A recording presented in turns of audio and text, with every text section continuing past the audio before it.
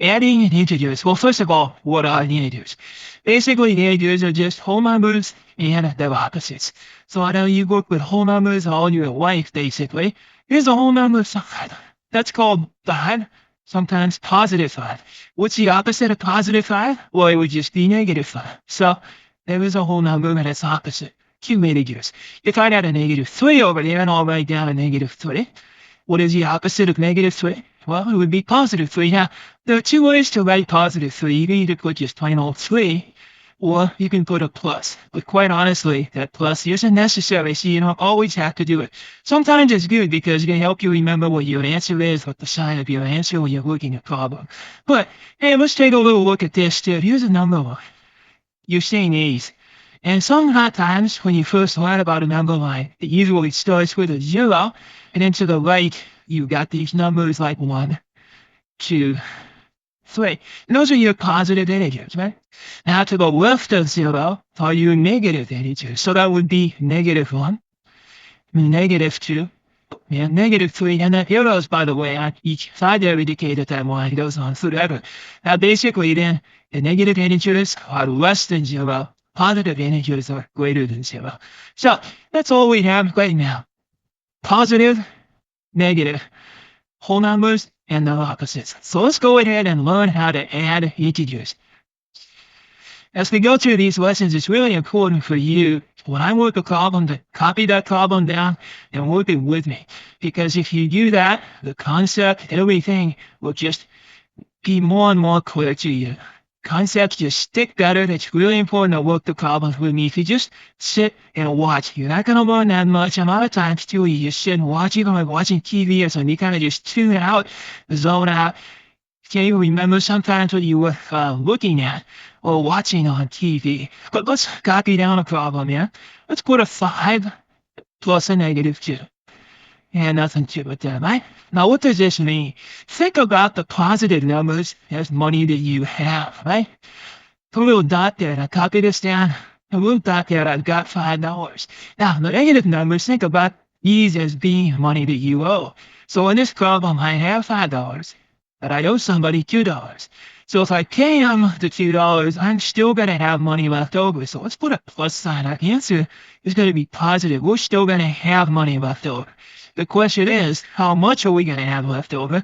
And you can probably do this mentally, but let's show it. We would have 5 minus 2, and that's equal to 3. So the answer would be positive 3. And again, if you want to just write that as plain old 3 without the plus sign, that's fine. But the idea again on that problem is we have $5. We have somebody 2. We pay him the 2. How much do we have left over? 3. Okay, now let's do this problem. Copy this one. This time, let's have a negative 5 plus 2 with an equal sign there. Now, a little different this time. How much money do we have this time? Well, we've got 2. How much money do we owe? 5. Uh-oh, it's kind of a bad situation if this is in a real world. You've got $2, but you owe somebody 5. So you can pay him the 2, but you're still gonna what? You're still gonna owe money. So you want to put a negative sign there. How much money are you gonna owe? Is it gonna be a 5 minus 2? You're going to get 3 there, but this time you owe 3, so it's a negative 3. So make sure you just go through and complete that. So you can see the difference. Sometimes your answer is going to be positive, sometimes negative. Let's take this example. This is even a little bit different. Let's take a negative 5, write that down, plus a negative 2 with an equal sign. Now, how much money do we have? Whoops, we don't have any money, do we? No positive numbers, but I owe $5. I owe $2. So this is sort of like getting bills in the mail. You get one bill for $5, you get one bill for $2. You're going to have to pay them both. So we're going to owe money. Now we're going to owe the total of the 5 and the 2. So this time we would take the 5, we owe 5, we owe 2, and we would add them together, and that means we're going to owe how much? 7. So the answer there would be a negative 7. Got that? It's like getting 2 bills in the mail.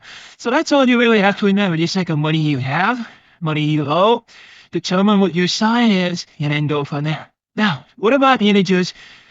When you have a problem with maybe 3, 4, or more integers, How do you think you're going to work those?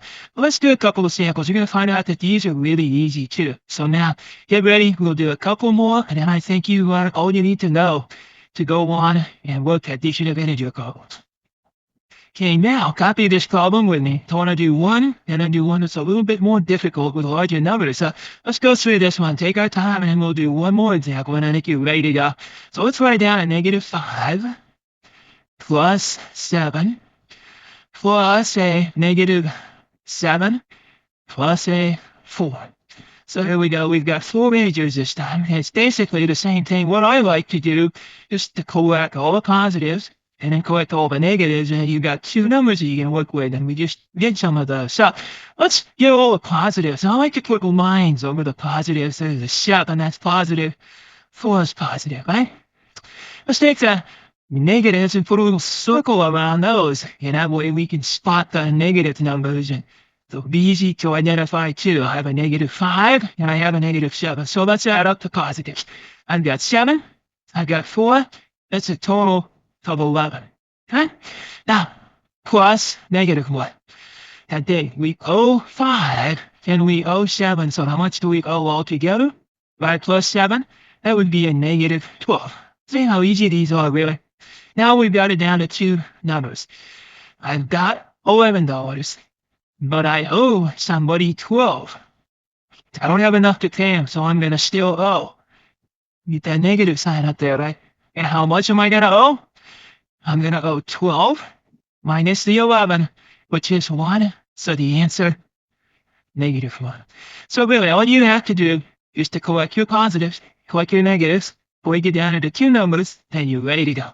Let's do one that's got a little bit larger numbers, because sometimes that can throw people, but it's really no big deal at all.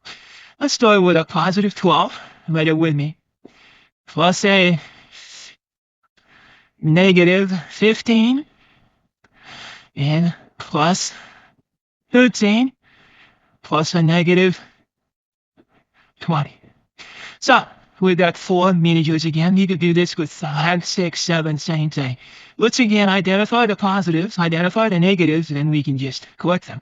I have 12, then I have 13. So I put lines over each of those to do that. And then I have a -15, and I have a -20. Now, if you have to on problems where you have larger numbers, just go to the side of your paper and just do it there. So my 2 positives are 12 and 13. I could just go over to the side and just write these down and just do it over there, just kind of demonstrate, yeah? Now we get what? 25. If you can do it mentally, that's fine. If not, use paper.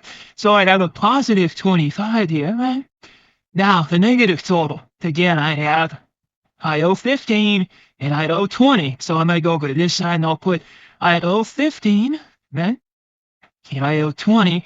So to get the total that I owe, I would add those, right? Because I have to pay off both of those. In other words, I owe 15, I owe 20. So that would be what? -35. So now next step is you always want to get the sign. I have 25, but I owe 35, right? I have 25, owe 35. I don't have enough to pay. So I'm going to still owe money, right? So I'll put the sign up there. And then the last step would be to show your subtraction, which is 35 minus 25. And in this particular case, I put a minus sign. Yeah, okay, 5 minus 5 is 0, and 3 minus 2 is 1. So our answer is 10. But since we owe 10, it's a -10. And there you go. So basically, integers, what are they? They're whole numbers and their opposites. What's a good thing to think about when you add them? Think of money you have, money you owe. And before you get your answer, remember it's always a good idea to discover and find out what the sign is first, put it up there, and then go from there. So that's great. Good lesson on adding integers. Now it's time to practice, and I will see you next time.